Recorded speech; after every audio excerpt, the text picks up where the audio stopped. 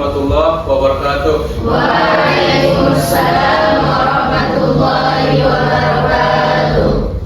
Apa kabar semuanya nih? Alhamdulillahirabbil Alamin. Baik, hari ini kita mau mendiskusikan atau belajar terkait mata kuliah yang sudah ditentukan oleh pihak fakultas, yakni mata kuliah metodologi studi Islam.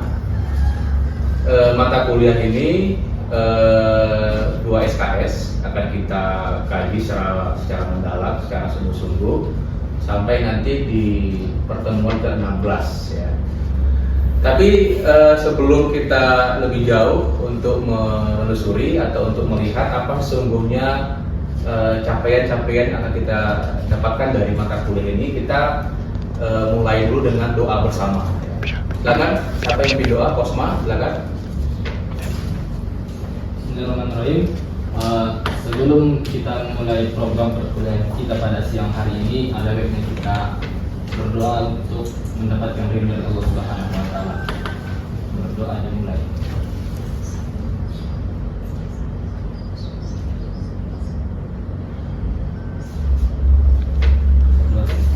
Baik, terima kasih. Kita sampaikan kepada Kosma ya yang sudah memimpin doa.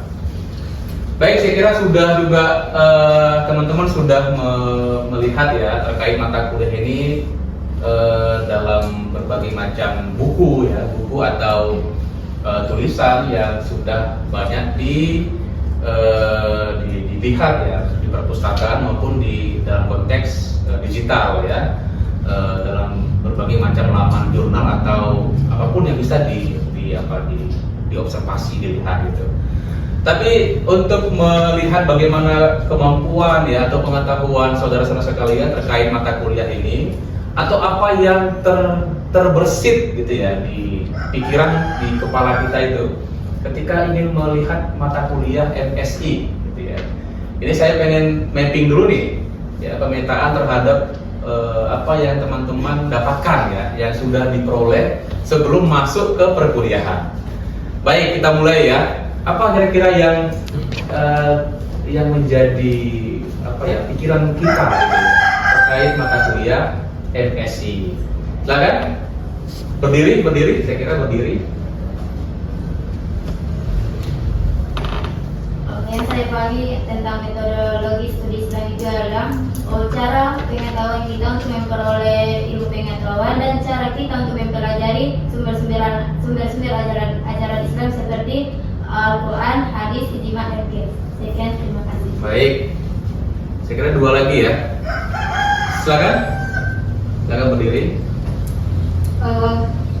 Saya tentang mata kuliah metodologi studi Islam adalah suatu cara atau aspek bagaimana kita mendalami ajaran Islam itu lebih dalam lagi, baik dia apa saja aliran-aliran yang ada dalamnya ataupun sumber ajaran-ajaran Islam tersebut. Baik, dari sisi sebelah kanan 1 orang lagi ya. Silakan, siapa namanya tuh? Coba sebutkan namanya dulu ya, baru menjelaskan. Perkenalkan, nama saya Aisyah Semaya Siregar. Yang saya ketahui tentang metodologi studi Islam yaitu mencakup tentang alat penelitian secara tekstual atau sejarah, antropologi, sosiologi, dan pemikiran filosofis. Terima kasih. Dari sini siapa yang mewakili? 1 orang aja. Khairi, silakan Khairi. Perkenalkan, nama saya Khairi Masyhuri. Nah, jadi di sini yang saya pahami terkait mata kuliah tentang metodologi studi Islam itu adalah suatu cara pendekatan atau yang kita gunakan dalam mempelajari atau menganalisis ajaran Islam secara komprehensif, baik dia secara normatif atau teologi, baik secara historis, sosial ataupun secara sosial, filosofis, dan komparatif. Baik, dari sini saya kira 2 orang yang mewakili. Silakan. Ya, silakan berdiri. Perkenalkan, nama saya Nur Fatimah Harahat. Menurut saya, mata kuliah metodologi studi Islam itu adalah sebuah teknik yang meneliti berbagai aspek di dalam agama Islam. Oke, terima kasih. Satu lagi. Nah kamu saja lah kalau itu. Silakan diri. Silakan. Pengetahuan saya dalam metode studi Islam itu adalah mengkaji dan mempelajari tentang studi Islam baik secara agama, cuma itu saja. Baik, saya kira kita tepuk tangan dulu ya untuk baik, nanti kita untuk supaya lebih tertib ya gitu ya, supaya tertib dan pelaksanaan kita terhadap kontrak perkuliahan ini, maka tentu butuh kedisiplinan yang sama-sama kita sepakati, namanya kontrak perkuliahan kan, kontrak antara dosen dengan mahasiswa ya. Misalnya yang perlu kita sepakati adalah tidak boleh terlambat, jadi on time. Setuju nggak kita masuk tepat waktu jam 8 jam 8.00 sudah masuk kelas. Nggak ada komplain ya, nggak ada komplain. Misalnya absensi, ya kan? Absensi kalau dalam konteks peraturan akademik, maka absensi itu harus minimal 75%. Berarti tidak boleh lebih 3 kali absen. Tidak boleh 5 kali lebih dari 3 kali absen. Tapi misalkan dalam konteks yang sifatnya insidentil ya, misalnya ada kecelakaan gitu ya, sakit. Pak, saya nggak bisa hadir Pak, kucing saya sakit. Itu saya kira tidak. Tapi kalau orang tua gitu ya, orang tua itu masuk rumah sakit atau itu saya kira masih dapat kita kasih toleransi ya, batas kemakluman gitu ya. Nah, itu yang perlu diperhatikan teman-teman supaya nanti tidak mempengaruhi nilai akhir ya. Semua itu kan bagian dari indikator yang dinilai. Misalnya penugasan, tentu nanti masing-masing kita akan buat tugas kelompok atau tugas pribadi, atau mungkin 2 sekaligus ya. Dapat tugas kelompok, dapat juga tugas pribadi. Ya. Misal tentu aku menulis makalah, ya kan? Makalah itu nanti ditulis serapih mungkin dengan style yang kita sepakati. Nanti ada contohnya, teknik pengutipan dalam makalah dan juga sumber-sumber yang harus dilampirkan di makalah yang dibuat, lalu dipresentasikan. Artinya dia bertanggung jawab dengan apa yang dia tulis ya. Nanti masing-masing juga bisa untuk mengomentari, bisa untuk mengoreksi dan juga bisa menyempurnakan. Ini adalah bagian dari kontrak yang kita sepakati. Jadi kalau nanti ada hal-hal yang dilanggar ya di luar kontrak yang kita buat ini, tentu akan mempengaruhi nilainya ya. Jangan sempat mata kuliah ini tidak lulus, ya kan, tidak lulus karena mata kuliah ini adalah mata kuliah institut ya. Mata kuliah institut yang mempengaruhi terhadap capaian-capaian yang lain. Baik, coba kita lihat ya dalam berbagai macam capaian pembelajaran. Misalnya di dalam konteks silabus yang kita sudah buat kayak PMK 10 ya. Di situ ada mahasiswa mampu menggunakan metode penelitian tokoh dalam kajian hukum Islam. Ini adalah bahan kuliah kita ya. Nah, misalkan kalau kita lihat dalam konteks operasionalnya kan, mata kuliah ini adalah mengajari kita ya, atau mengkonstruk pemikiran kita bahwa untuk melihat objek kajian itu lewat berbagai macam perspektif. Siapa kira-kira yang bisa menyampaikan satu macam isu atau kasus yang sedang trending di tengah-tengah masyarakat? Silakan berdiri. Khairi, silakan Khairi. Baik, di sini yang isu-isu yang lagi trending yang saya dengarkan dari kalangan pejabat tentang hukum, bahwa yang dikeluarkan atau disampaikan mereka bahwa terkasus terkait tentang masalah perceraian. Nah, di sini membahas tentang seorang laki-laki itu tidak diperbolehkan menikah sebelum keluarnya surat perceraian. Nah, ketika seorang laki-laki itu melakukan pernikahan akan tetapi tidak melakukan atau menutup tentang surat perceraiannya, maka pernikahan itu dianggap tidak sah. Nah, itulah yang sekarang lagi trending atau isu-isu yang lagi seksi kata Bapak itu kan. Baik, terima kasih. Berarti sebuah isu yang diputuskan oleh MUI terkait penetapan ya atau apa namanya itu ya,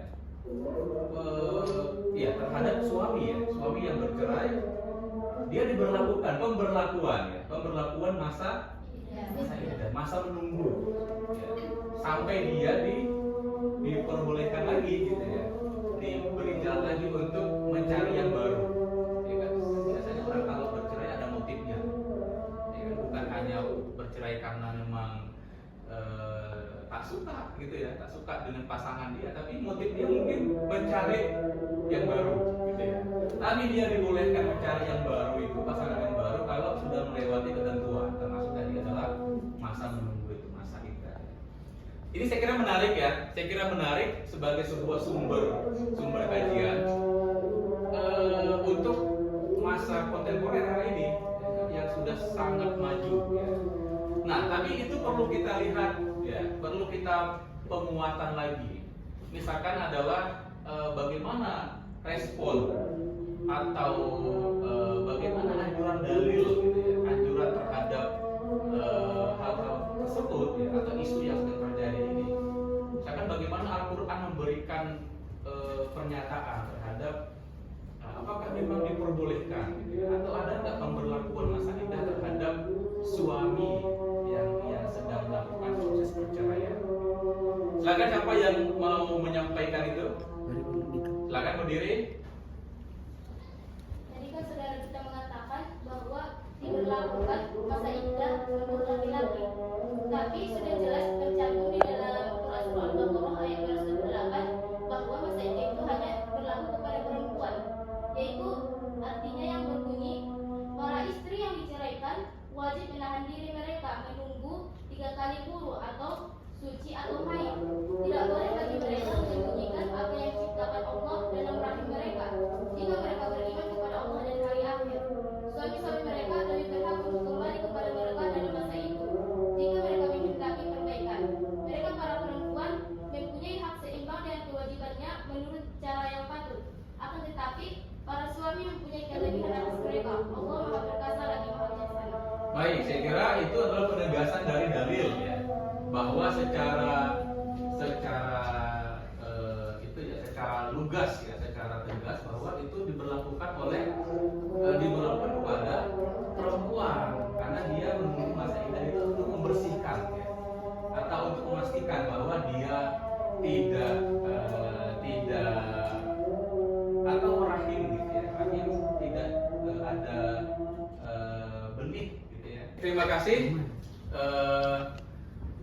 yang sudah kita bahas pada pertemuan ini. Saya kira dapat kita simpulkan ya kan, bahwa MSI ini membantu kita ya, sebagai ilmu, bukan hanya ilmu konsep secara teoritis, kan membantu kita untuk melihat Islam tadi ya, sumber-sumber Islam atau pengalaman beragama itu menjadi sebuah objek studi yang akan kita lihat dalam berbagai macam perspektif, ya kan? Yang sudah kita jelaskan tadi, ada perspektif sosiologi, pendekatan antropologi, pendekatan fenomenologi, atau bahkan politik, atau bahkan secara sejarah, ya, pendekatan historisitas atau sejarah.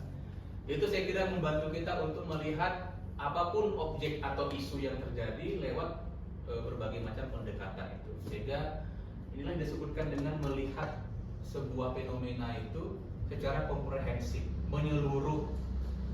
Jadi kita tidak hanya mendukung data satu hal, tidak, tapi kita mengumpulkan data dari berbagai macam pendekatan sehingga mendapatkan pengetahuan secara utuh, gitu ya, secara komprehensif.